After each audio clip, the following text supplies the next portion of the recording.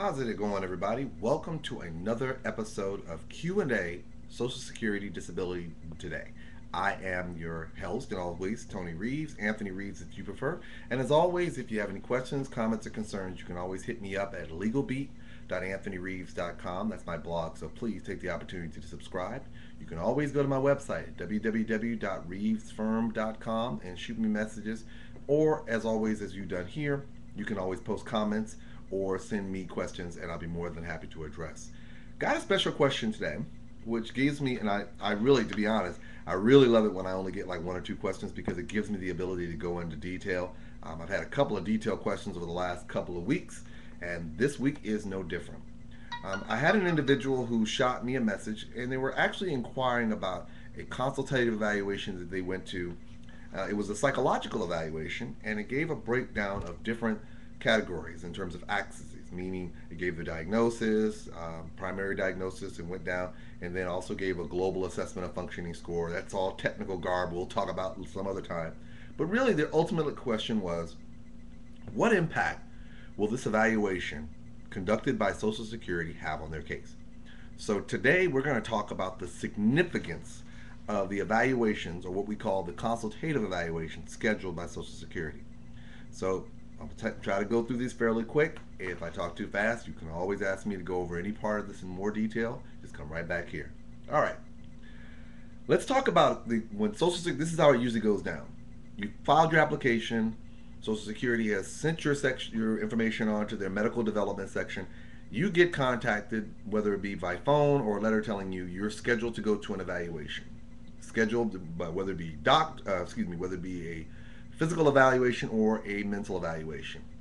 So you'll get a letter in the mail, says you got to go here, be here a little early. Now what? So your question now becomes, okay, what is this and what is it not? Well, let's go ahead and get a couple things out the way.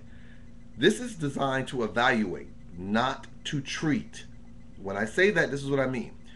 Let's say you got a bad back, and for whatever reason, Social Security wants to send you to one of their docs to take a look at you. When you go in there, you also know that your back is hurting, your legs hurting. You go in there, and you're thinking that they're going to treat you like as if they were your treating doctor. No, people. When they're sending you to an evaluation, they're only there to evaluate. That evaluation can take about 10 to 15 minutes. It can take a half an hour, but they're not there to provide treatment. So don't think you're going to walk out there and they're going to schedule you for pain management or give you any medications or anything like that. No. So keep those things in the back of your mind. They're there to evaluate, not to treat. Also, they're going to be looking at some things, but not everything. Let me explain this. Say you go in there and you've got a bad back, but also your shoulder bothers you, your elbow bothers you, you've been having headaches and so forth. If they're there only to evaluate your back, they're not going to look at all that. And sometimes that happens when people go in and they're like, they come out and they say, hey, I told him about my shoulder. He didn't even look at my shoulder. I told him about my elbow. If you were there scheduled to evaluate your back, that's all they're going to evaluate. Now, that can mean a few things. That could mean that they have plenty of evidence with regards to your elbow and your shoulder. They don't need anything else. Or it could mean that they don't see anything substantive with regards to your elbow and shoulder, so they're not going to develop that, which most times they do. But it's important for you to recognize when you go in there that they're only going to look at certain things and not everything. So don't go in there thinking that you're going to just dump all of your problems on them and they're going to just hook you up. So that's your first point. That's telling you what is and what is not a consultative evaluation. It's there to evaluate, not treat. They're there to look at some things, but not everything. Second thing you need to know, what should you do? All right, when you get ready to go one of these things, people, I love you to death. Take the stankness off the shoulders. Because sometimes what happens, you get mad because you feel that your condition is just so bad. Why are they wasting your time and your money and everything, sending you to doctor's appointments? Do not do that. This is a part of the process. So when you go, there's a couple things I want you to do. I want you to be professional. Okay? I know you don't want to go there. It's a part of the process. Roll with it. 2, be prompt. Get there early. Don't come sliding in there 10 minutes later, because a lot of times these docs, when they set up these appointments, they're on tight timelines. So if your appointment's at 10 o'clock, don't stroll in there at 10:30 with an attitude because they won't see you. This is not one of those kind of parties. You need to be there early. Be honest. I always tell people you can't beat the game. And I'm always big about, listen, no disrespect. You know your medical condition. but you're going to be sitting across from a woman or a man who's had about a good 8 to 12 years of training to prepare them on how to diagnose medical conditions. Why are you going to run game on somebody who this is what they do for a living? Don't do it. So don't go in there trying to make your condition sound worse than what it really is, or try to make up certain things that you saw on Google or anything like that. Don't do it. Just be honest. So first step is knowing what the consultative evaluation is and is not. Second step is what should you do. Third step is recognizing this. Why do they actually send you these things? Well, for one of three reasons. One, if the evidence is weak with regards to your condition. Well, if for some odd reason there's some mention about problems with your back in some of your doctor's records, but it doesn't really develop it a whole lot, they may send it because there's not a lot of evidence there. They may send you to an evaluation because there's no evidence, meaning you've mentioned you've had back problems before, but no doctor has really explored it. Or you've mentioned you've had headaches and nobody has ever investigated it. So they may send you because of weak evidence or no evidence or even conflicting evidence.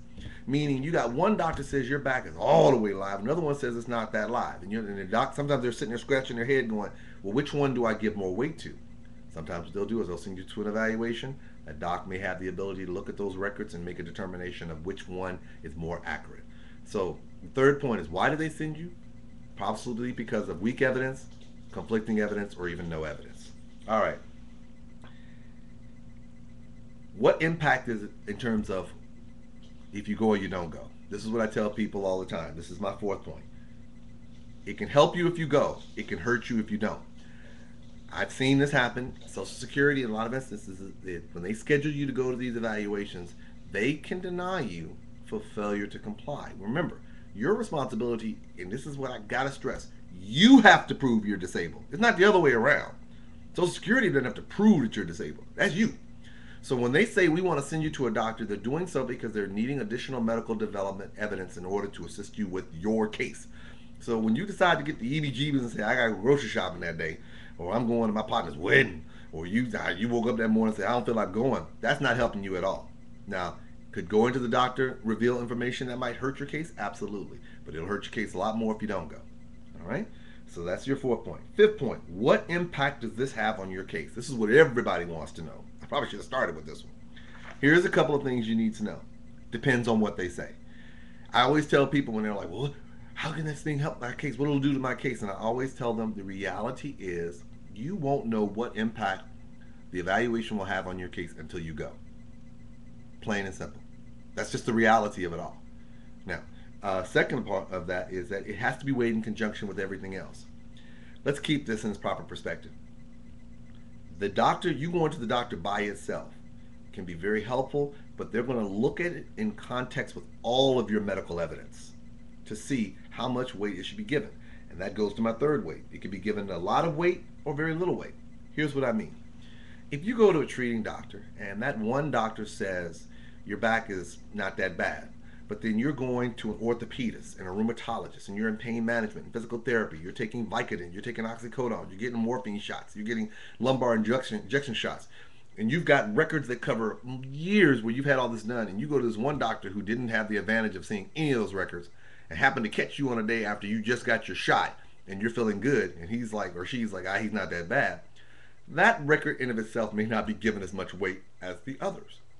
But just on the flip side, if that doctor says, oh man, she's off the chain, her back really bothers her, and then everybody else says it's all in their mind, it's really not that bad, guess how much weight that CE is going to be given? Not a whole lot. So keep that in the back of mind. So I always tell people also, it can also help you, it can also hurt you. Here's the other thing. Remember when I said above about being honest? Don't try to run game, people. Don't come in there with a cane and you've never been prescribed one and you say your back is hurting, and then when you walk back out to your car, you put your cane on your shoulder and you're doing the cha-cha slide, slide to the left, slide to the right, and thinking all of a sudden that nobody's going to notice that, i.e. the receptionist sitting at the front desk looking at the back of your head as you sitting there going, two hops, two times. Don't do that. You want to be helpful, you want to be honest, you want to be straightforward. Don't mess yourself up like that. And finally, let me give you some last minute tips to help you out. I know I went through this quickly, so if you want me to go over in detail again, I will. Don't act new if you get asked to go again. Meaning, when you apply the first time, they may send you to a doc, you might get denied, you appeal, and they may ask you to go again. Don't act new. Okay? If they tell you they want you to go again, roll with it. If they tell you they need you to go to another doctor, fine. It's all a part of the process. Don't put all of your faith on the evaluation, meaning don't walk in there thinking, oh my God, this is like the lot, this is like lottery. This is like that big test. If I don't pass it, I'm going to lose. Well, no. You go in there, you be honest. It may help, it may hurt. You just got to roll with it. Third point, if you don't know what they're saying in writing, then you don't know. Like I always tell people that if, the running joke is that you always hear docs say, well, if docs think they're God, I always say, well, if docs think they're God, then their notes are the Bible. Because the reality is that's what a lot of Social Security relies on, those treating notes. So it's important for you to remember. You could be sitting there talking to the doc, and the doc may say, yeah, you're really in bad shape. Don't sit there and run out and tell all your partners on the corner, oh, I'm getting disability, man, because that doctor said I'm in bad shape. But you don't know what that doctor wrote in their treating notes, because those are the things that they rely on. Okay? And then finally, I'm going to say this again. It's all a part of the process. Let me say this, I cannot be any more emphatic. Going through these disability evaluations is just a necessary part of the process. Don't freak out, don't get upset, don't be pissed. It's just the way it operates. Roll with it, be honest, be professional, be prompt, be understanding. And most importantly, if you have a representative involved, when you get to the time when you have a hearing, if that's the case, because that's usually what ends up happening, just ask them, what did the doctor say? And then this way you'll get an understanding of actually what happened. But roll with it. It's all a part of the necessary process to hopefully help you get disability benefits. All right, everyone. I want to thank you again. I hope you have a wonderful day. Again, this is Anthony Reeves. I am your host of Q&A Social Security Disability Today, and I hope this helped you out. Have a wonderful week.